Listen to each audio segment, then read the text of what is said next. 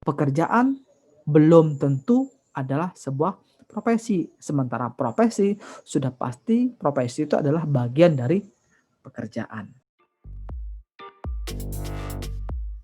Sebelum kita lanjut, jangan lupa like, comment, share, dan subscribe-nya. Thank you. Assalamualaikum warahmatullahi wabarakatuh. Welcome back to my channel Erlangga Ziljian. Sharing knowledge will not consume knowledge itself. Berbagi ilmu pengetahuan tidak akan menghabiskan ilmu pengetahuan. Apa kabar semuanya?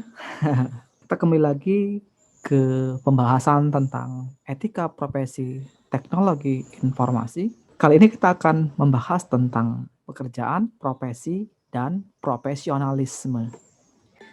3 kata tapi memiliki arti yang berbeda. 3 kata ini semua mengarah kepada kata bekerja. Mengapa manusia harus bekerja? Itu inti bahasan kita hari ini. Ya, mengapa manusia itu harus bekerja? Benarkah manusia itu bekerja hanya sekedar untuk memenuhi atau sekedar mencukupi kebutuhan hidupnya saja? Atau karena memiliki alasan lain? Pertanyaan-pertanyaan seperti ini perlu kita pahami untuk memahami hakikat manusia sebagai makhluk yang bekerja. Banyak sekali alasan mengapa manusia itu harus bekerja. Kita lihat di sini. Mengapa manusia harus bekerja? Salah satu jawabannya adalah karena kita punya kebutuhan yang harus dipenuhi. Yang kedua, kita tidak selamanya hanya bisa menggantungkan hidup kita kepada orang lain. Kita harus bisa bertanggung jawab terhadap diri kita sendiri. Dengan cara apa? Ya, dengan cara bekerja. Kalau kita lihat dari sisi agama, Tuhan yang Maha Esa pun telah menyiapkan semua kebutuhan kita di bumi ini. Nah, untuk mendapatkan itu semua, kita harus mencari dan mengambilnya sendiri. Kita tidak bisa bergantung hidup pada orang lain. Kita harus mencarinya sendiri. Mengapa manusia harus bekerja? Kita akan merasakan nikmatnya makanan, kepuasan, kebahagiaan hati jika sesuatu itu kita hasilkan dengan jerih payah kita sendiri. Tidak ada satupun makhluk hidup di dunia ini jika ingin sesuatu, dia pasti harus bekerja untuk memenuhinya. Bekerja adalah salah satu cara kita untuk meningkatkan harkat martabat kita. Bekerja bisa menjadi media kita untuk beribadah kepada Tuhan yang Maha Esa.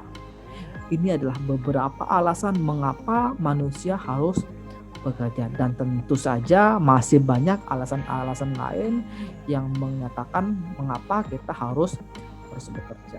Sebagai makhluk yang istimewa, sebagai makhluk yang diciptakan berbeda, sebagai makhluk yang dianugerahi akal pikiran, kita gunakan akal pikiran kita untuk bekerja dan berkarya. Nah, karya ini dapat kita lakukan untuk memenuhi kebutuhan-kebutuhan yang ada dalam kehidupan kita. Berbicara tentang kebutuhan manusia, Abdul Qadir mengklasifikasikan kebutuhan manusia itu menjadi 4. Mungkin selama ini kita hanya tahu kebutuhan kita tuh hanya kebutuhan sandang, pangan, dan papan saja. Ternyata jika diselidiki lagi, kebutuhan manusia itu sangat banyak sekali.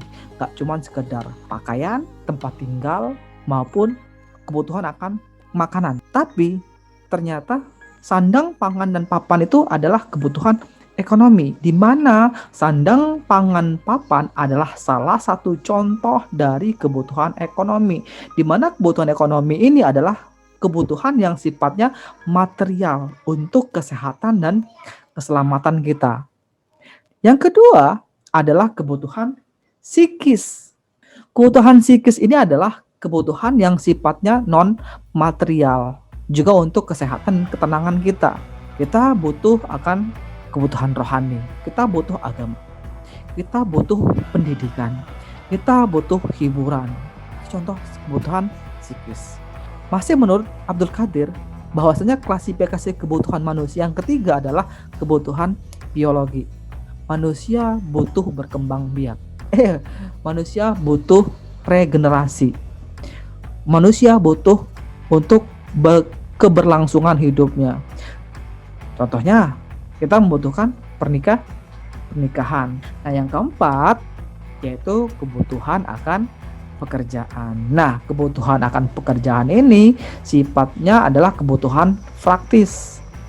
Tujuannya adalah untuk mewujudkan kebutuhan lainnya.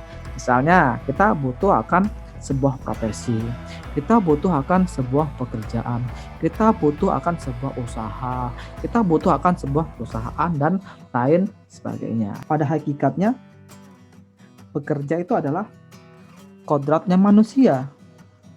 Seiring perkembangan kehidupan manusia, konteks pekerjaan menjadi hal yang dilakukan untuk memenuhi kebutuhan hidup. Thomas Aquinas, di mana dikutip oleh Sumaryono, menjelaskan bahwasanya setiap wujud kerja itu memiliki macam-macam tujuan. Yang pertama, yaitu memenuhi kebutuhan hidup.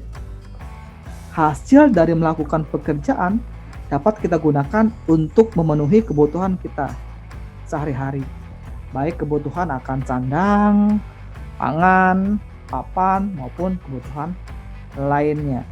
Nah, yang kedua, setiap wujud kerja itu memiliki tujuan yang kedua, yaitu mengurangi tingkat pengangguran dan kriminalitas. Semakin tinggi angka pengangguran, maka semakin tinggi juga merebaknya tingkat kejahatan. Yang ketiga, setiap wujud kerja itu melayani sesama. Pekerjaan yang kita miliki itu kita dapat gunakan untuk melayani sesama manusia, sesama makhluk Tuhan, melalui pekerjaan yang kita lakukan. Nah, yang keempat adalah untuk mengontrol gaya hidup. Dengan bekerja, orang akan mendapatkan suatu rutinitas kegiatan dalam kehidupannya sehari-hari. Tentunya, orang akan dapat mengatur, merencanakan, mengontrol kegiatan apa yang akan dilakukan dalam kehidupannya. Pekerjaan dan profesi, dua kata yang memiliki arti yang berbeda. Tapi, banyak di antara kita menganggap pekerjaan dan profesi ini adalah dua hal yang sama. Kita lihat diagram di layar. Antara profesi dan pekerjaan itu bagaikan dua buah lingkaran yang saling menutupi. Profesi, lingkaran yang di dalam, pekerjaan adalah lingkaran yang di luar. Dari gambar ini bisa kita tarik kesimpulan bahwasanya profesi merupakan bagian dari pekerjaan, namun tidak semua pekerjaan adalah profesi. Sebagai contoh, antara staf administrasi versus akuntan. Pekerjaan staf administrasi tidak termasuk dalam golongan profesi. Kenapa? Karena untuk bekerja sebagai staf administrasi, seseorang bisa berasal dari berbagai macam latar belakang pendidikan, berbagai macam latar belakang pengetahuan, berbagai macam latar belakang pengalaman. Sementara akuntan adalah sebuah profesi yang hanya bisa dimiliki oleh seorang akuntan yang memiliki pendidikan akuntansi, yang memiliki pengalaman kerja beberapa tahun di kantor akuntan. Jadi sini jelas bahwasanya pekerjaan belum tentu adalah sebuah profesi. Sementara profesi sudah pasti profesi itu adalah bagian dari pekerjaan. Profesi menurut Boll menjelaskan bahwasanya profesi itu merupakan sebuah bidang usaha manusia berdasarkan pengetahuan di mana keahlian dan pengalaman pelaku profesi itu diperlukan oleh masyarakat. Profesi adalah suatu bentuk pekerjaan yang mengharuskan pelaku profesi memiliki pengetahuan tertentu, di mana pengetahuan tersebut diperoleh melalui pendidikan formal. Pengetahuan tersebut merupakan suatu keterampilan yang memang didapat melalui pengalaman kerja pada orang-orang yang sebelumnya yang menguasai bidang keterampilan tersebut. Pelaku profesi juga dituntut untuk selalu memperbaharui keterampilannya sesuai dengan perkembangan teknologi. Profesi merupakan suatu pekerjaan, namun pekerjaan belum tentu adalah sebuah profesi. Profesi mengandalkan keterampilan, mengandalkan keahlian yang tidak didapat pada pekerjaan-pekerjaan pada umumnya.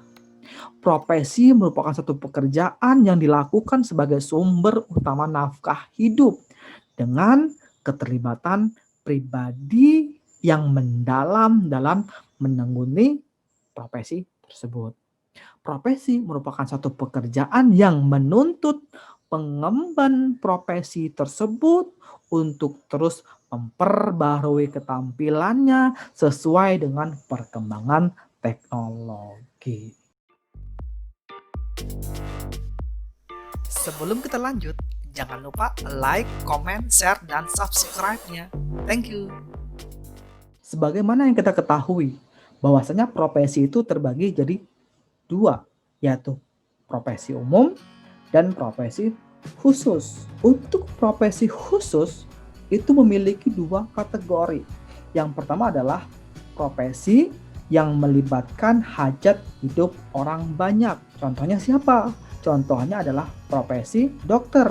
Hanya sarjana kedokteran saja yang boleh menjadi anggota Ikatan Dokter Indonesia dan boleh membuka praktek dokter. Yang kedua adalah profesi yang memang menekankan kepada pengabdian dan pelayanan pada masyarakat. Contohnya ustadz, guru, pendeta, biarawan, biarawati, para penasihat hukum, para pengacara, dan lain sebagainya. Perlu dipahami bahwa dalam kaitan pekerjaan dan profesi, hakikat pekerjaan itu menuntut manusia untuk memilih profesi atau memilih keahliannya secara bertanggung jawab sesuai dengan kemampuan masing-masing. Nah, untuk itu sebelum bekerja dan menjalankan profesi, kita dituntut untuk memiliki persiapan yang matang dan sebaik-baiknya. Berikutnya adalah tentang profesi dan profesional. Sebuah kutipan sajak dari Khalil Gibran yang berbunyi, "Bekerjalah dengan cinta. Jika engkau tidak dapat bekerja dengan cinta, lebih baik engkau meninggalkannya dan mengambil tempat di depan pintu gerbang candi-candi. Meminta sedekah kepada mereka yang bekerja dengan penuh suka dan cinta." Maksudnya seperti apa? Menurut Khalil Gibran, orang yang profesional adalah orang yang memang mencintai profesinya. Dengan mencintai profesinya, orang akan terpacu untuk terus mengembangkan kemampuan yang mendukung profesi tersebut. Seorang yang profesional adalah seseorang yang memang benar-benar menjalankan profesinya dan melakukan profesi tersebut sesuai dengan etika dan garis-garis profesional yang berlaku pada profesi tersebut. Sangat jelas di sini menyatakan bahwasanya orang yang profesional adalah orang yang cinta akan profesinya. Orang yang profesional adalah orang yang menjalankan profesinya dengan benar dan melakukan profesi tersebut sesuai dengan etika dan kode etik yang berlaku pada profesi tersebut. Seorang pengemban profesi tentu saja dituntut untuk menguasai ilmu yang berhubung dengan profesi tersebut secara mendalam. Untuk menunjang profesionalisme tersebut, para pelaku profesi, para pengemban profesi dituntut untuk memiliki sifat-sifat. Yang pertama, sifat-sifat yang harus dimiliki oleh seorang pelaku profesi adalah yaitu menguasai ilmu secara mendalam dalam bidang masing-masing, tidak setengah-setengah atau cuma sekedar hanya tahu saja. Dengan tujuan untuk apa? Nah, tujuan yaitu agar benar-benar memahami hakikat pekerjaan yang dia unik. Yang kedua, sifat yang harus dimiliki oleh seorang pelaku profesi adalah mampu mengkonversikan, mampu mengubah, mampu menerjemahkan, mampu mempraktekkan keilmuannya menjadi sebuah keterampilan. Keterampilan di sini artinya adalah orang tersebut dapat melakukan praktek-praktek atau kegiatan khusus sesuai dengan tugas dan pekerjaannya dengan baik. Orang yang profesional yaitu orang yang tidak hanya sekedar tahu akan hal tertentu, tidak hanya sekedar tahu tentang teori, tetapi dia mampu mengaplikasikan pengetahuan tersebut, mempraktekkan teori tersebut ke dalam kegiatannya dia lakukan. Yang ketiga, sifat yang harus dimiliki oleh seorang pelaku profesi adalah selalu senantiasa menjunjung tinggi etika dan integritas profesinya. Terdapat dalam suatu aturan yang disebut dengan kode etik profesi. Sebagai contoh adalah kode etik pengacara, kode etik kedokteran, kode etik wartawan, dan lain sebagainya. Nah, kode etik tersebut merupakan aturan main, merupakan sebuah rule yang harus dijalankan sesuai dengan profesi yang harus ditaati oleh setiap anggota profesi yang saling berhubungan tersebut. Untuk menjadi seorang profesional, seseorang yang melakukan pekerjaan juga dituntut untuk memiliki beberapa sikap. Yang pertama adalah memiliki komitmen tinggi, harus memiliki komitmen yang kuat, memiliki komitmen yang tinggi pada pekerjaan yang ditekuninya. Yang kedua, seorang profesional juga dituntut memiliki tanggung jawab penuh terhadap pekerjaan yang ditekuni. Seorang profesional juga harus mampu berpikir sistematis, harus mampu berpikir secara terorganisir tentang apa yang harus dilakukan dan belajar dari pengalaman. Seorang profesional juga dituntut untuk menguasai secara mendalam seputar bahan atau materi pekerjaan yang dilakukannya. Yang kelima, sikap yang harus dimiliki oleh seorang profesional adalah mampu, berani, dan harus menjadi bagian dari masyarakat profesional. Titik penekanan dari profesionalisme adalah penguasaan ilmu pengetahuan atau kemampuan manajemen beserta strategi penerapannya. Profesionalisme itu bukan sekedar pengetahuan tentang teknologi, bukan cuma sekedar pengetahuan tentang manajemen saja. Akan tetapi profesionalisme itu adalah sebuah sikap. Pengembangan profesionalisme pada seorang teknisi bukan hanya merujuk pada keterampilan yang tinggi, akan tetapi juga tingkah laku yang sesuai dengan kriterianya. Lalu bagaimana cara mengukur, bagaimana cara untuk mengetahui tingkat profesionalisme seseorang? Sebelum mengukur profesionalisme, harus kita pahami bersama bahwasanya profesionalisme itu diperoleh melalui suatu proses. Proses ini disebut dengan proses profesional. Proses profesional adalah proses evolusi yang menggunakan pendekatan organisasi dan sistematis untuk mengembangkan profesi ke arah status profesional. Nah, untuk mengukur sebuah profesionalisme, tentu kita membutuhkan sebuah standar profesional. Standar profesional ini dapat kita lihat dari 4 perspektif pendekatan. Yang pertama, untuk mengukur profesionalisme bisa kita lihat dari pendekatan berorientasi pada filosofis. Nah, untuk filosofis ini ada 3 hal pokok yang dapat kita gunakan. Yang pertama adalah pendekatan lambang profesional. Bisa kita buktikan lewat sebuah sertifikat, bisa kita buktikan lewat sebuah lisensi, bisa kita buktikan dari sebuah akreditasi.